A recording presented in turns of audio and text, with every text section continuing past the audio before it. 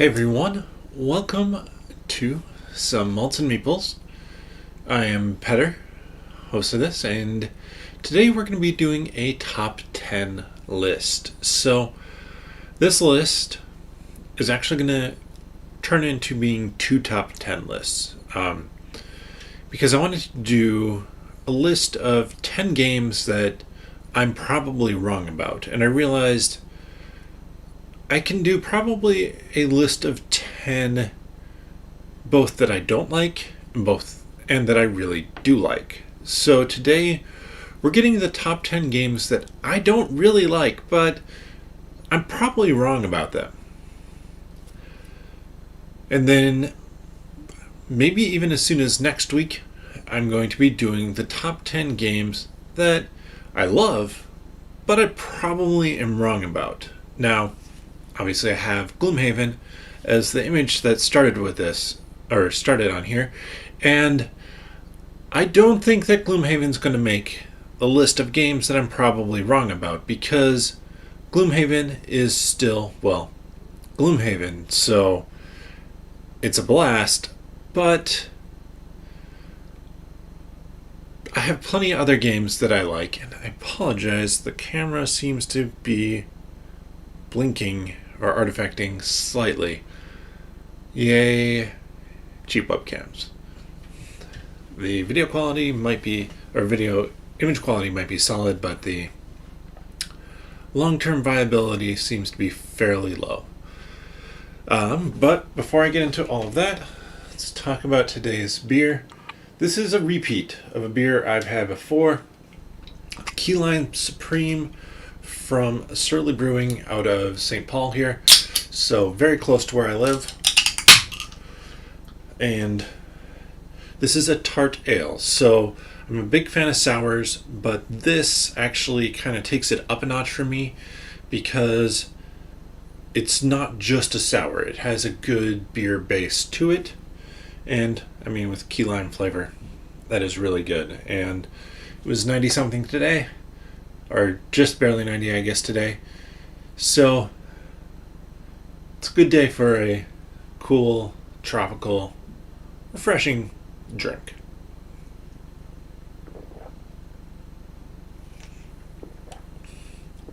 Oh, so good and tart, and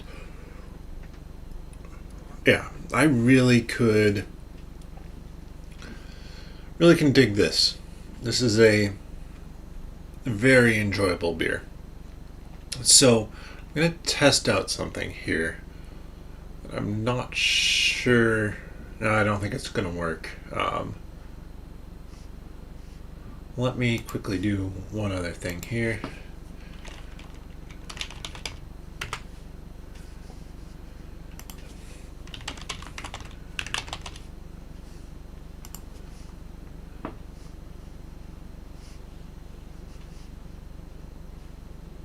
One last second.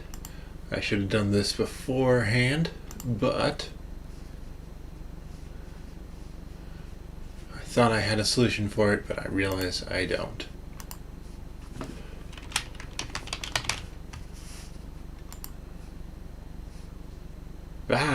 Sorry. Just gonna click done.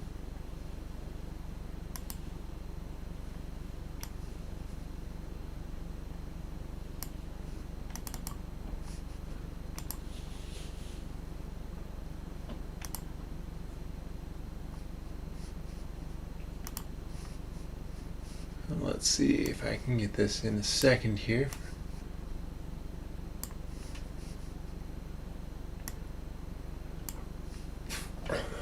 Alright, so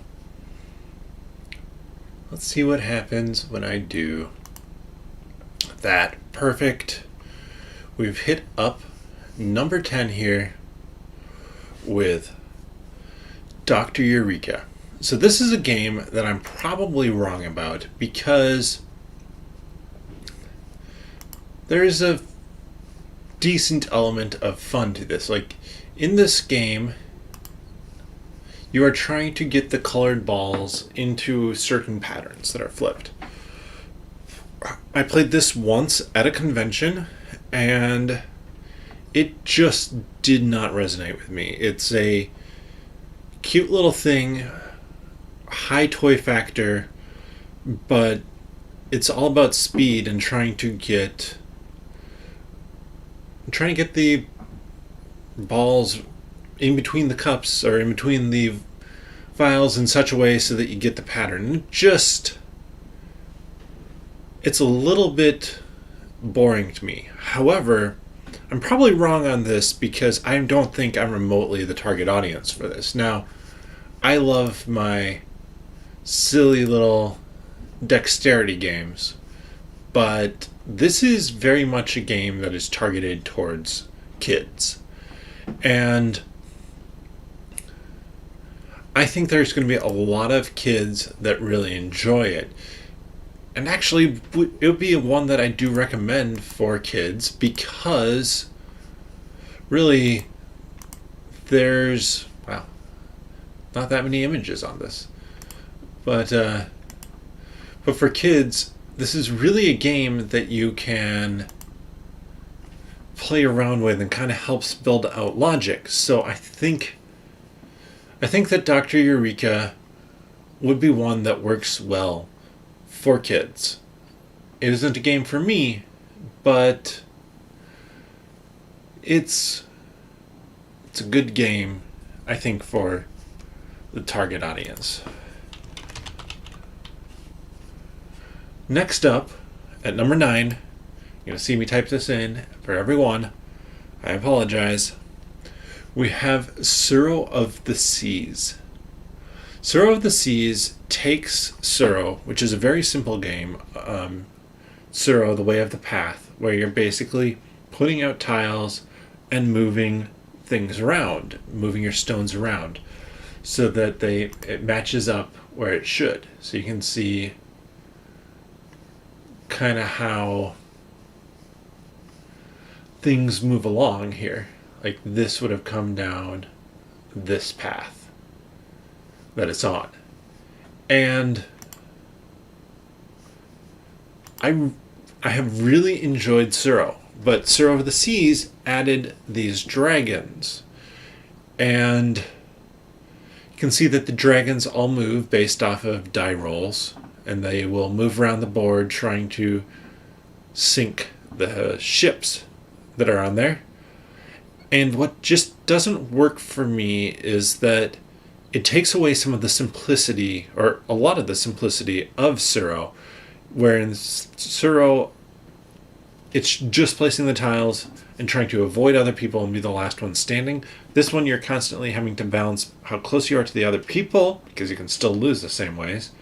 But also now you have these dragons moving around the board as well.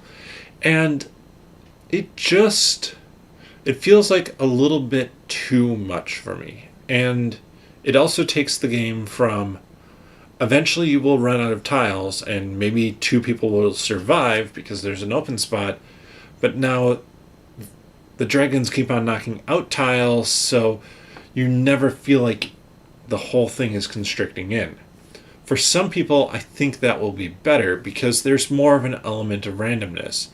I'm fairly good with Suro at planning my moves out. I'm like, okay, I'm going to go here, here, here, and here, or here, here, and here. You only have 3 tiles. And that's going to then lead me in a way that can survive longer. I'm able to pick how I avoid people. When the whole board is open and the monsters and the dragons are moving randomly, it doesn't work as well for me. But for a lot of other people, when you don't think or plan those few turns ahead, this makes it much more flexible. You're reacting to the board, and honestly, a lot of the times I like games where I do a lot of reacting, but Suro of the Sea, well, it looks pretty still, is just not that game for me. Next up, we have one that you'll be able to find at Target or anywhere, And hey, they give a great example of what this looks like. Everybody has tiles. You flip over a tile in the middle, and everybody's trying to see if they have something that matches it. Again, this is definitely more of a kids game. However, it's just okay to play. This is one of those where certain people will have an advantage because certain people do pattern recognition better.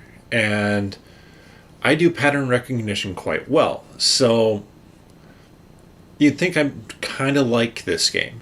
And it's honestly not a bad game. It just doesn't hold my attention. This is one where if I sat down and played for 5 minutes, I'll be good for a long time on it.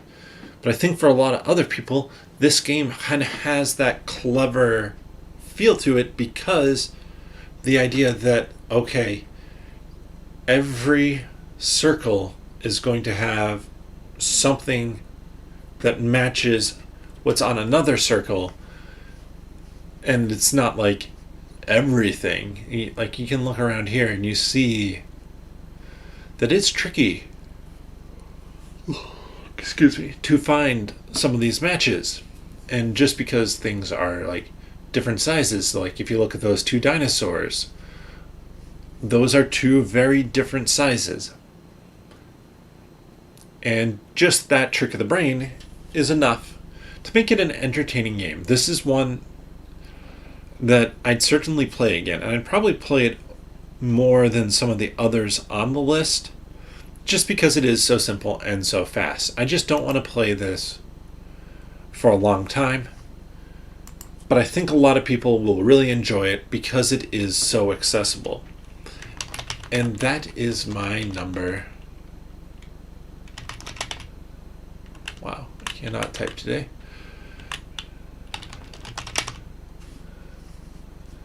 Eight. So we're on to 7 here, where we have the only social deduction game that I have on my list. And I specify it's the only social deduction game on my list because I'm not a fan of social deduction games. But the one where I'm really like, this isn't that fun for me, is going to be the Resistance Avalon. I think the Resistance is okay. Now you might be like, well, the Resistance Avalon is just a fantasy theme on the Resistance. And that's very true. But it works better for me with the sci-fi theme. This is just an okay social deduction game. The information you get grows a lot as the game goes on. And that's my big problem with a lot of social deduction games, is you don't know anything at the start. So if you don't know anything at the start, there's nothing really to do at the start of the game. You're just making guesses. And that's not that interesting to me. I prefer my social deduction games that there's more going on and stuff that you have to think about from the very beginning of the game.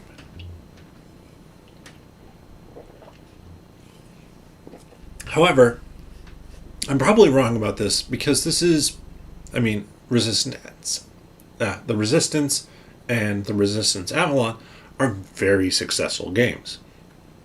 People like the simplicity of these games because you can play them in a bar. You can play them almost anywhere with just a few things, which means that it's really easy to teach people the game because the game is so simple, and it's easy to play around, shuffle it up, and play again. So I get why, since it is a very fast, small game, why people like it so much. But for me, in particular, Resistance Avalon just didn't work. It didn't feel like the theme was the right theme for that game.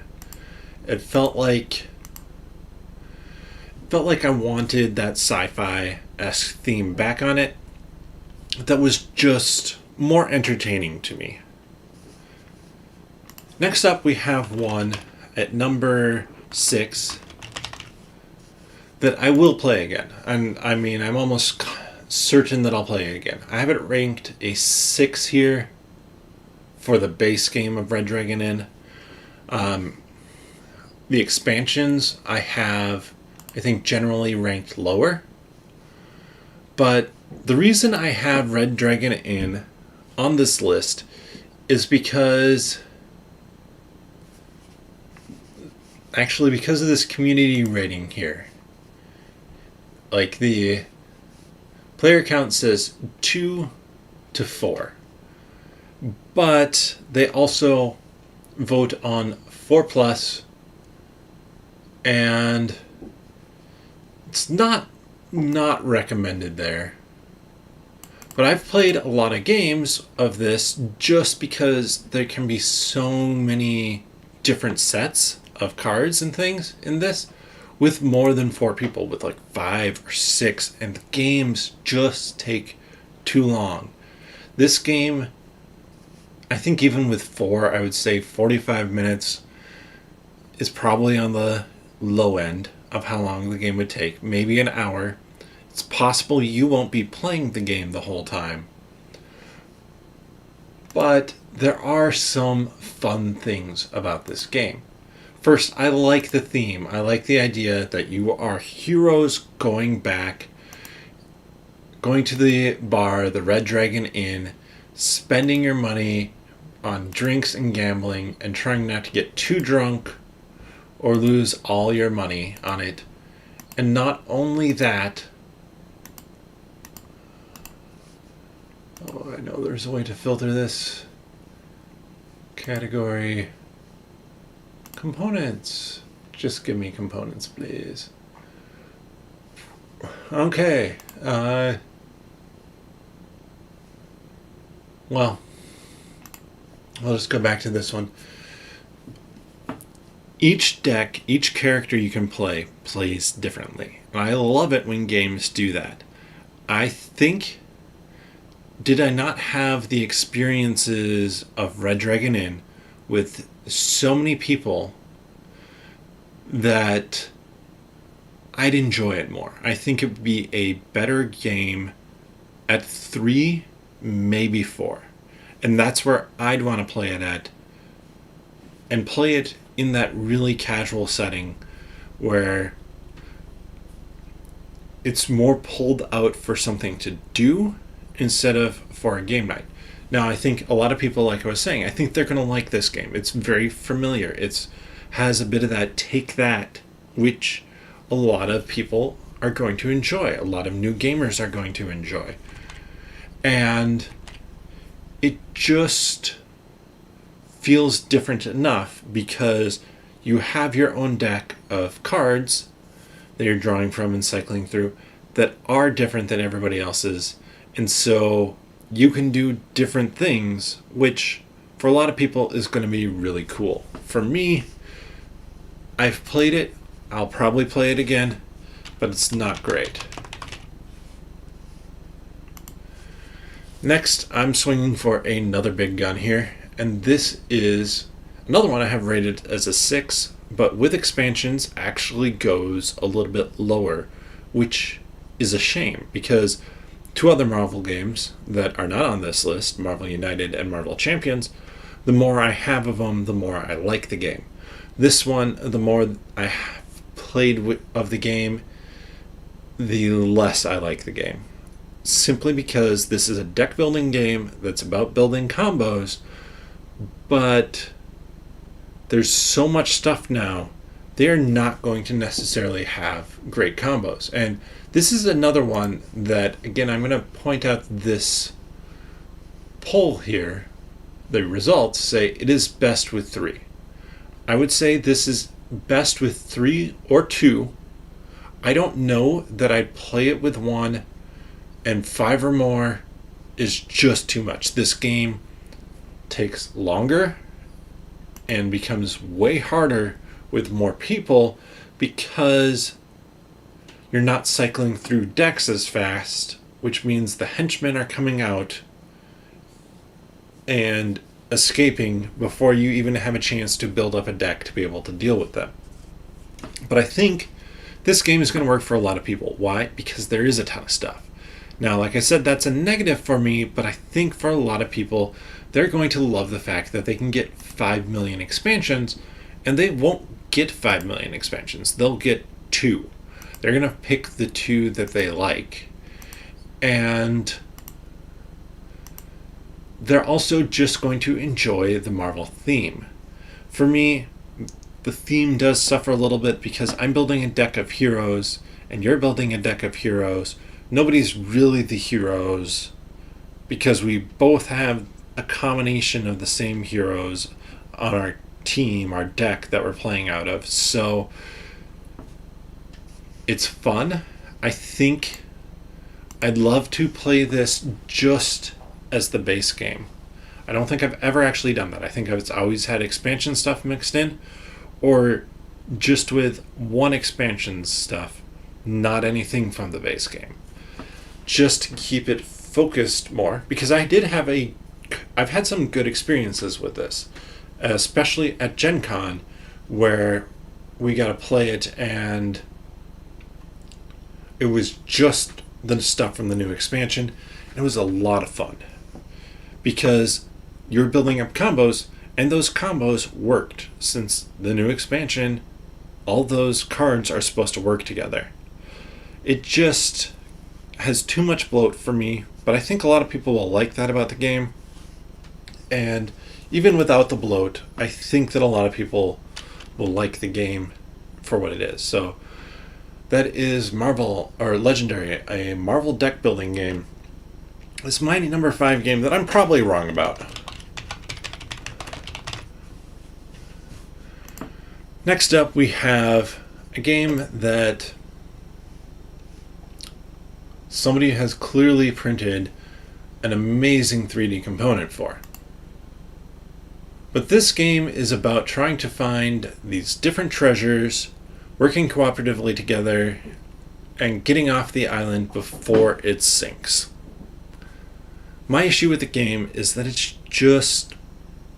not that difficult, in my opinion. It feels like a fairly straightforward game. And by the time I was playing it, and even now, it's like I have Pandemic, which uses a lot of the same systems, but gives me more of a game. It gives me more real choices as compared to what Forbidden Island gives me. Now that said, I'm probably wrong about this because, again, I'm past being the target audience for the game. This game is really going to be a great game for people who are just starting to figure out those cooperative games. It has a cool theme. It has cool pieces. You get special powers and abilities, which is very neat. But it just doesn't click for me anymore. And like you can see, people are doing weird island setups and stuff like that. With how it's with how it's set up in the box, it's just not challenging enough for me at this point in time. And I'd play it again with the right group of people, but it's one that left my collection quite a while ago, and its sequel or follow-up, Forbidden Desert, also left. Even though I thought that one was much more entertaining, I still want to play Pandemic over it.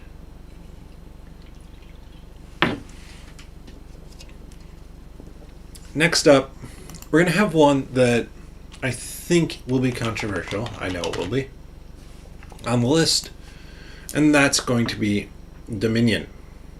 I rank Dominion as a 4. I do not like Dominion. Why? Because in Dominion, you have a store of cards, and let's see. Let's just do components. That's not components. It makes no sense. Thank you so much, people. You have your market of cards here. And a good Dominion player is going to be able to look at that market of cards that doesn't change throughout the game and go, okay, I want to buy these two types of cards that will create my engine the fastest way possible. And honestly, that just doesn't interest me. I don't want my engine building to be prescribed by who can get the engine going fastest, and there's clearly one best engine. I want to have more freedom in what I do, and I want to have to think more tactically throughout the game. I don't want to have my strategy set in the first few minutes, and then you add in the millions of expansions and millions of cards that offer different things, and it just doesn't work for me. Now, for a lot of people, that pumpkin is not a game component in any way, shape, or form. For a lot of people, Dominion is going to be a great game for them because it is a great introductory deck building game because of its simplicity. And I'm not even going to knock Dominion for its simplicity. It sets out to be a purely deck building game, and it succeeds at that. For me, the combination of the artwork, the lack of theme, and the fact that the winner of this game should be determined by whoever can figure out the solution first just makes the game a little bit more, well, dull for me. And it's not one that I'm going to go back to or need it in my collection anymore. And I mean, this is Dominion. It's one of the most popular games out there. I'll probably play it again, but I'm never going to ask to play it. And if I don't ever play it again, I'll be fine with that. Okay, number 2 might be more of a, oh my goodness, you have that on the list, with Codenames. So Codenames is a game where you have 2 teams, one person on each team is trying to get the rest of their teammates to guess clues on certain words. Not on a cake, my goodness, but on a board like this. There's way too many weird things in in the pictures. Let's just put it that way. But Codenames works really well because it's easy to understand. I give a clue and the number of words that go along with it. The people on my team try and pick it out, and I'm trying to get them to guess either the red marked shaded ones or the blue shaded ones. But Codenames to me sells itself as a party game, and it isn't a party game. Most of Codenames is spent like this.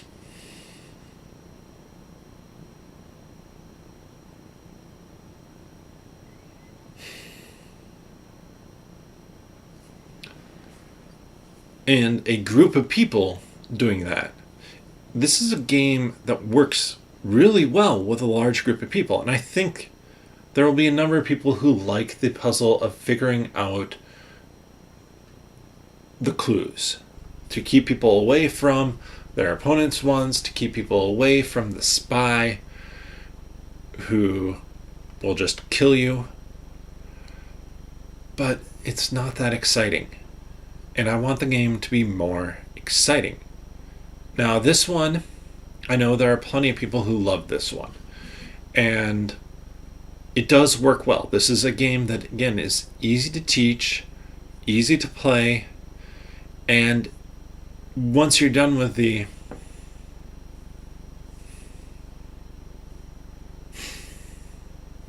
part of it, and you're talking in between games, in some ways, not even in between turns, in between games, about like, oh, that's what you meant by that clue, or whatever, then it's entertaining. But to get to that point, you have to play a game that, in my opinion, is fairly boring. It really works well, though, when you can combine like 2 or 3 words together and get a really good clue. And now, I have this on my list of games that I'm probably wrong about, that I probably should like more. And I do own Codenames Pictures. Why? Because Codenames Pictures gives me a chance to be cleverer. It gives me a chance to say basically, all right, I have these weird mashups of pictures, and let me see if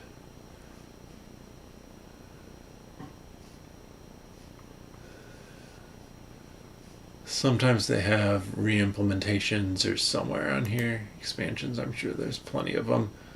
That's not going to be helpful. But they have different pictures and things like that, which you can see. This doesn't help because nobody's actually played that version. But with those pictures, you're able to give clues that are cleverer, that could potentially, as we saw, kind of like this is just a random generator somebody's created, but you could get somebody to guess 5 of the blue ones in a single go just by giving the right clue with the pictures. With the words, I don't feel like you get that. And I think that the pictures just work better in general, at least for me. I know for a lot of people, they're still going to like the idea of these words and just those moments when you can feel clever in it will feel even more clever. I just want them to happen more often than the rare situation where I get to feel really, really, really smart or get really, really, really lucky with my teammates guessing the correct clue.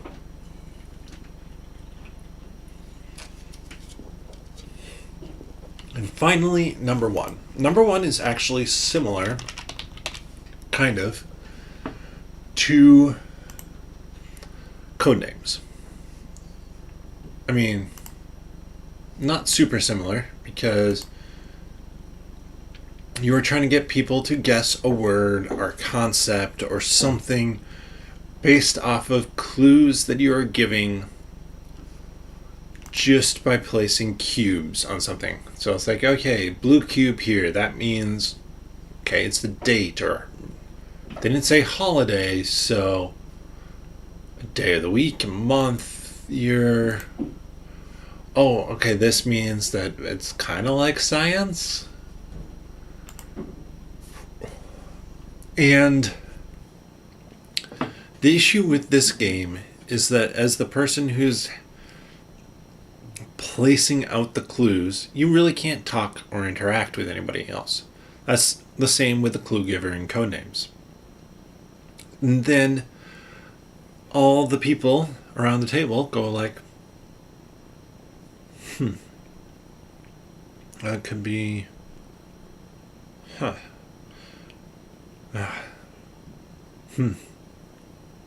And when I've played it, there just isn't that much talking. So, like, I mean, you can see the different ones here. Hungry Like a Wolf, Dragon Ball Z, Firefighting Plane, Bilbo Baggins. It can be anything. And honestly, I think there'd be a way to make me like Codenames. Or not Codenames, Concept. I think if there was a version of Concept that was built around, say, movie characters or TV shows or movies, something more specific. I don't want that completely random thing like Hungry Like a Wolf, or like having Hungry Like a Wolf, Firefighting Plane, and Bilbo Baggins all on the same card, who knows what you're going to be guessing at. And that's not that exciting, especially when you first have to spend like the first 5 minutes trying to suss out like what even category might this fall into. And I think with a specific category, it would work better. And they do have a kids version of this just for animals, which I think could actually be a really fun kids game. And a good way to get kids kind of to think outside of the box, and even adults to think outside of the box. But I'd love to see something like movie titles, or movie characters, or television titles. I think that would just work better for me. I think for a lot of people, they're going to really enjoy the puzzle of trying to figure out these clues. These are not easy clues to figure out,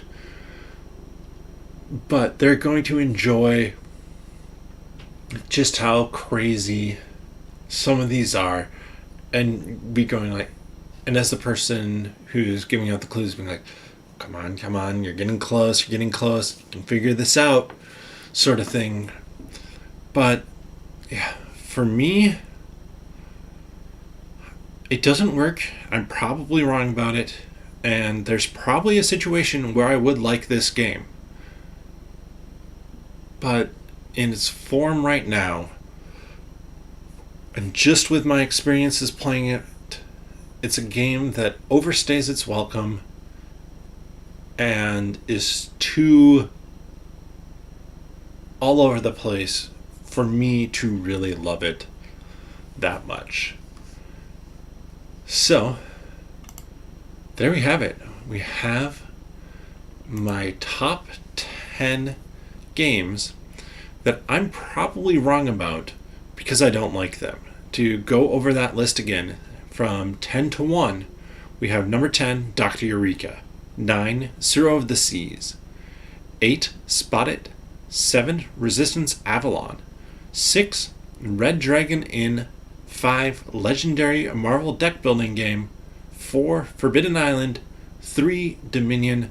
2, Codenames. And 1, Concept. But I think some of the reason why I wanted to do this top 10 list is it's fun to talk about games that I don't necessarily like, and I can give you my reasons for not liking them. There are plenty of games that are really low on my list that I don't think I'm wrong about, or I don't think that anybody is going to necessarily love those games. Now, I skipped putting like Cards Against Humanity or Apples to Apples on the list, because Cards Against Humanity I just won't play again. I've played that 4 or 5 times at least. I mean, probably like 8 or 9 times in reality, and I've played through it. I've seen the cards, I've seen the type of jokes. There's just no reason to go back when you already know the jokes that are coming. And so I left something like that off the list. Like I said, I think coming up here on this upcoming Monday, I do want to probably do another top 10 list and do the top 10 games that I'm probably wrong about again. But this time go with games that I really do like and tell you why this game might not be for you. This is very much what I'm doing with my 3 Reasons Buy Not Buy series, which will be coming back. I don't think I'm going to get anything recorded tonight, but probably maybe on Wednesday I'll get something recorded after I play Aeon's End Legacy. So yes, I have that coming up on Wednesday. Like I said, on Monday I might try and do another top 10, or that might be 2 weeks out. To be determined. It will just depend on schedule and life in general. And then let's see, any other streaming stuff to talk about. Okay, there is one more thing that I want to do, and I'm trying to figure out the right time to do this, because about every October or November, I think it's November, I go through and do my top 100 games. And there's a YouTube channel, Table Knots, where one of the hosts of that went through the top X number of games that he played and used the PubMeeple ranker to kind of just rank them all.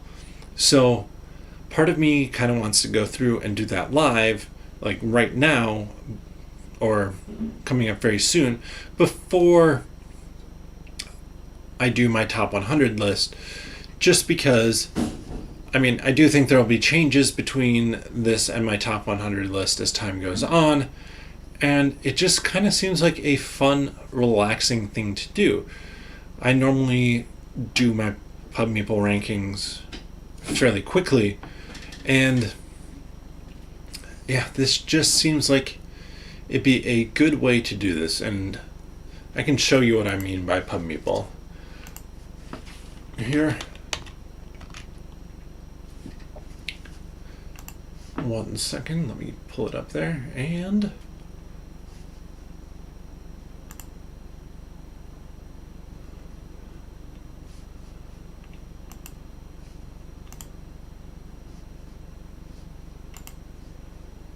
I'm just setting up for board games here.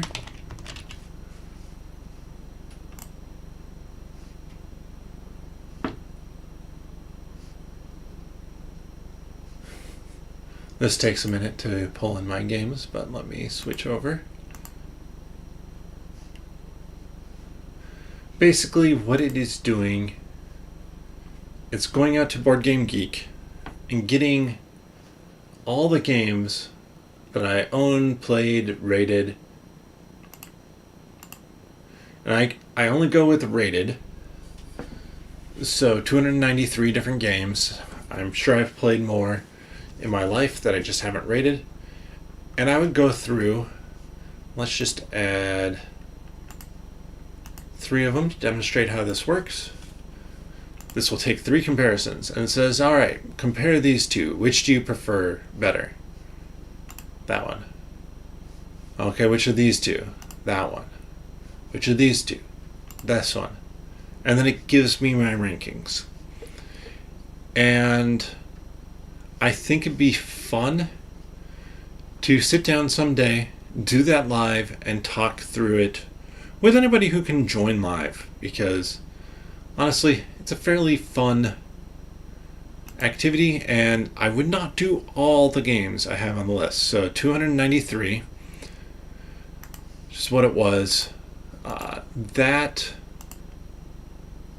293, I think, is over 1,000 different comparisons. It is a ton. But doing like the top 150 games, that's a reasonable number of comparison for a few hour long stream. But that's just something I've been thinking about doing a stream for, especially after seeing Max do it on Table Knots. For him, he has a larger audience to chat with, but it could be a lot of fun to do, and I hope people would be able to join, at least for some of that, to kind of join with me and chat with me as I go through that. But with that, I'm going to sign off here. There's links and whatnot down below for social media, for nerdologist.com, for our Patreon. And if you want to know when I go live, click that notification bell, subscribe, give this video a thumbs up, and bottoms up.